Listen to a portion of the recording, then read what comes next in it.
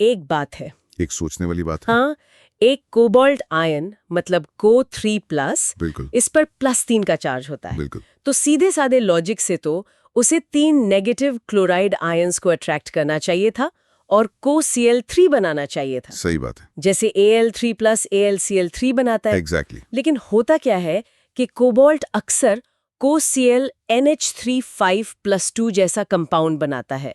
मतलब एक negative chloride 5 neutral ammonia molecules के साथ। और उसमें +2 का चार्ज भी। हाँ, तो ऐसा क्यों? इसी क्यों का जवाब हाँ। अल्फ्रेड वर्नर ने लगभग 100 साल पहले दिया था। अच्छा। आज हम यूनिट 5 कोऑर्डिनेशन कंपाउंड्स के सबसे बुनियादी कॉन्सेप्ट को समझेंगे, Werner's theory of coordination compounds. और ये समझना इसलिए जरूरी है क्योंकि इसी थियरी ने, आप देखिए, पहली बार बताया कि कोऑर्डिनेशन कंपाउंड्स सिंपल सॉल्ट्स जैसे नहीं होते। हाँ। इनके फिक्स्ड फॉर्मूलाज है, फिक्स्ड शेप्स हैं और ऐसी प्रॉपर्टीज हैं जो इनके इंडिविजुअल आयन से बिल्कुल बिल्कुल अलग होती हैं। बिल्कुल। चलिए इसकी गहराई में उतरते हैं। तो बिल्कुल आसान शब्दों में वर्नर्स थियरी कहती क्या है?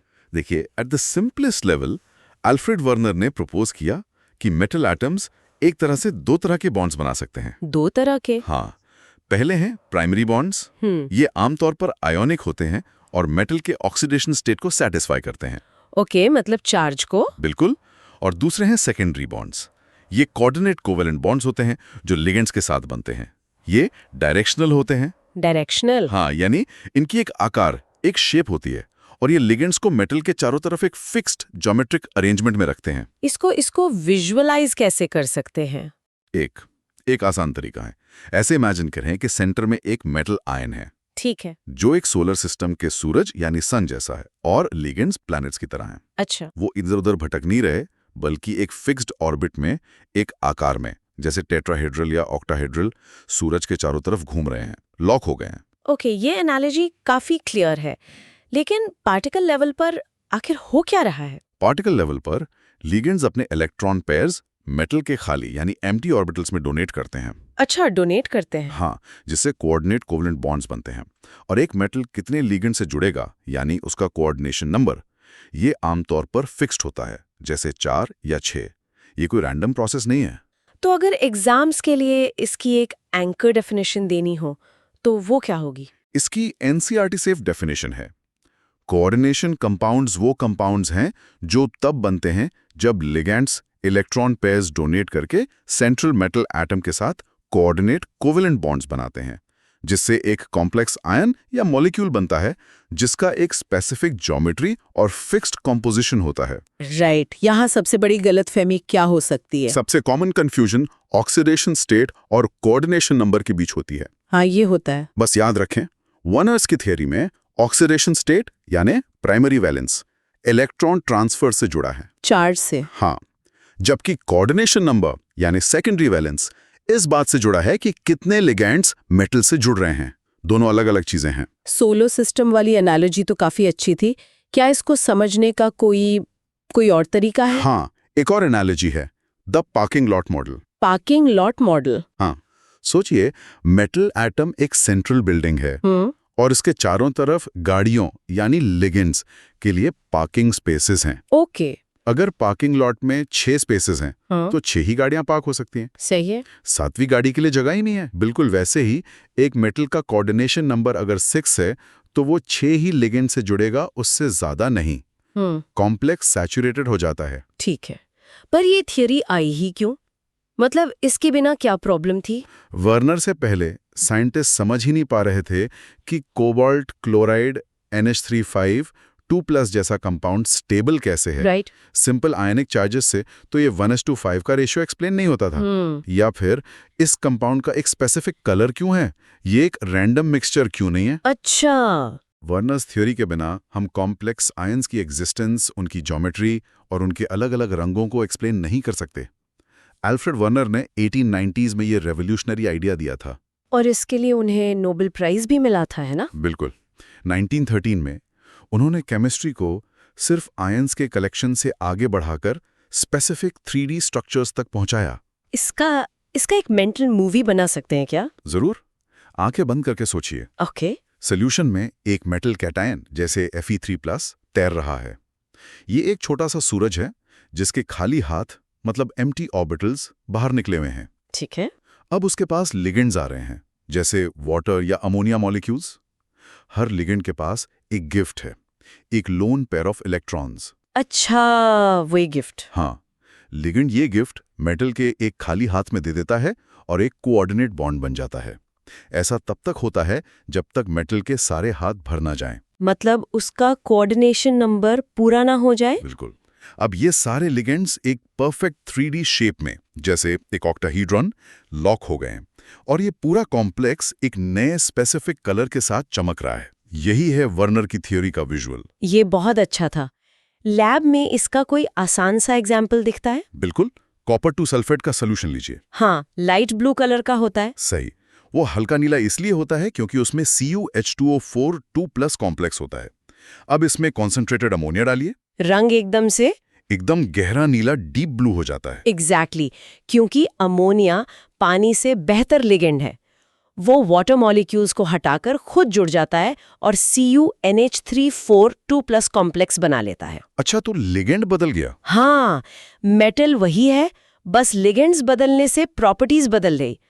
हर रंग एक स्पेसिफिक कॉम्प्लेक्स, एक स्पेसिफिक ज्योमेट्री को दिखाता है। यही तो वर्नर्स थ्योरी इन एक्शन है। ये तो बहुत बढ़िया एग्जाम्पल है।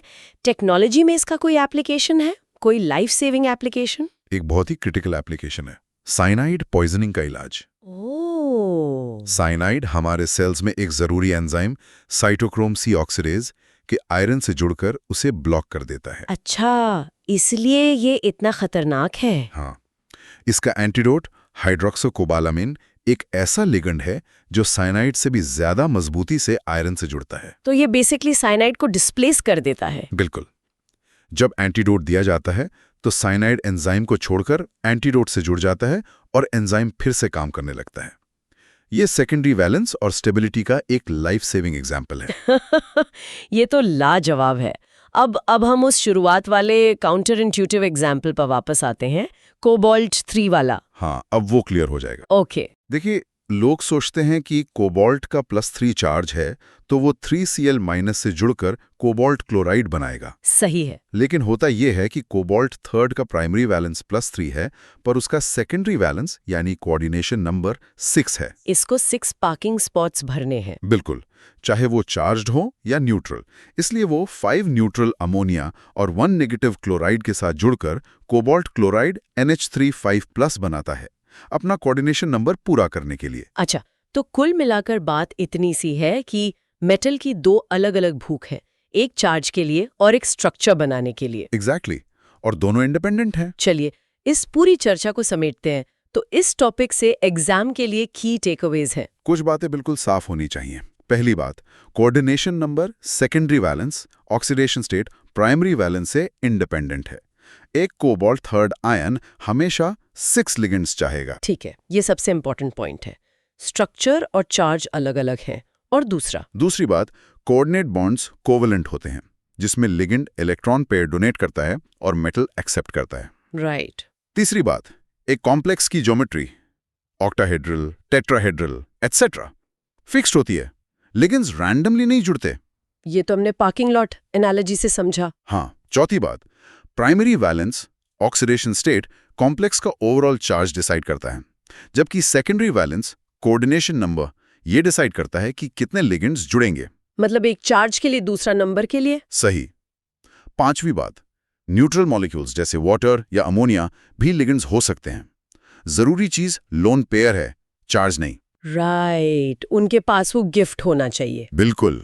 और आखिरी बात, कोऑर्डिनेशन कंपाउंड्स स्टेबल अलग किए जा सकने वाले कंपाउंड्स होते हैं, ये रैंडम मिक्सचर्स नहीं है। बहुत साफ हो गया। तो अगर इस पूरी चर्चा को 3-4 लाइंस में समराइज करना हो तो कैसे करेंगे? बिल्कुल।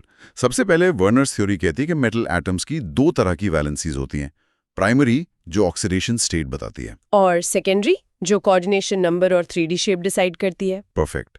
दूसरा, इसे एक सोलर सिस्टम की तरह सोचा जा सकता है, जहां मेटल सूरज है और लिगेंड्स फिक्स्ड ऑर्बिट्स में प्लैनेट्स हैं। ठीक है। कॉपर सल्फेट सॉल्यूशन का रंग अमोनिया डालने पर बदलना इसका एक बेहतरीन एग्जाम्पल है। ये दिखाता है कि सेकेंडरी स्फीयर बदलने से प्रॉपर्टीज बदल जाती हैं। राइट। और सबसे जरूरी बात जो याद रखनी है, ऑक्सीडेशन स्टेट और कोऑर्डिनेशन नंबर 2 अलग चीजें हैं। एक चार्ज से डील करता है, दूसरा स्ट्रक्चर से। ये तो बहुत अच्छी तरह से क्लियर हो गया। वर्नर ने सही में कोऑर्डिनेशन कंपाउंड्स के स्ट्रक्चर की नींव रखी थी। बिल्कुल। वर्नर ने ये तो बता दिया कि सेकेंडरी वैलेंस से कंपाउंड्स का एक फिक्स्ड 3D शेप होता है। लेकिन इस पर सोचना बनता है कि इस 3D शेप का कंपाउंड के रंग मतलब कलर से क्या गहरा कनेक्शन है। अच्छा। एक ही फॉर्मूला वाले 2 अलग-अलग कंपाउंड्स जैसे सिस और ट्रांस आइसोमर्स के रंग बिल्कुल अलग क्यों होते हैं? ऐसा है। एक लाल यानी रेड है तो दूसरा हरा यानी ग्रीन क्यों होता है? इस सवाल का जवाब इसके आगे आने वाली थ्योरीज में छुपा है।